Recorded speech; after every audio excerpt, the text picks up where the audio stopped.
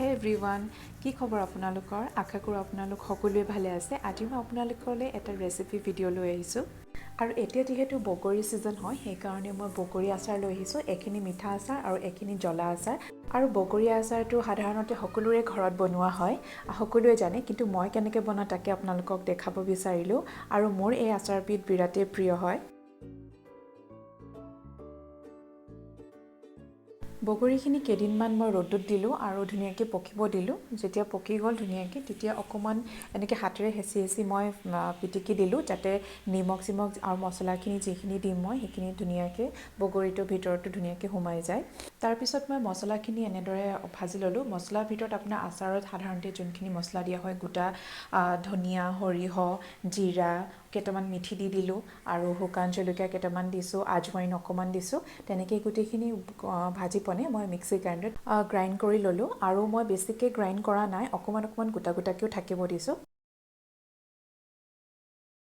এতিয়া মই প্ৰথমতে কেৰাহীত মিঠাতেল গৰম কৰি ল'ম। ইয়াত মই চাহ খোৱাৰ কাপটোৰে 2 কাপ দিছোঁ।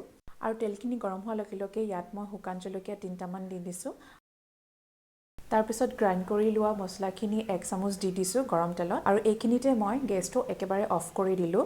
এতিয়া মই বগৰীখিনি গোটেইখিনি দি দিম। ইয়াত মই বগৰীখিনিত অকণমান নিমখ মই আগতীয়াকৈ সানি লৈছিলোঁ। এতিয়া মই গৰম তেলখিনিত গোটেই বগৰীখিনি দি দিম।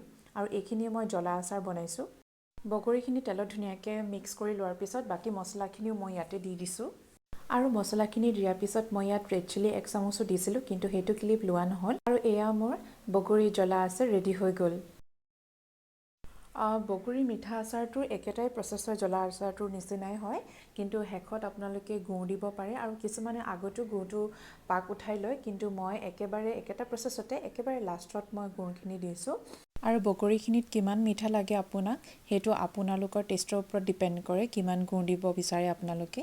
আৰু মোৰ ৰেচিপিটো ইমানেই আছিলে, একেবাৰে চিম্পল প্ৰচেছত কেনেকৈ আচাৰটো বনায়। তেন্তে শেষলৈকে চাই থাকক আপোনালোকে। আৰু মোৰ ভিডিঅ'টো যদি চাই আপোনালোকৰ ভাল লাগিলে, তেতিয়াহ'লে প্লিজ লাইক আৰু ছাবস্ক্ৰাইব কৰি দিব। থেংক ইউ ছ' মাছ মোৰ ভিডিঅ'বিলাক চাই থকাৰ কাৰণে আপোনালোকে। তেন্তে আজিলৈ আহিছোঁ, বাই বাই।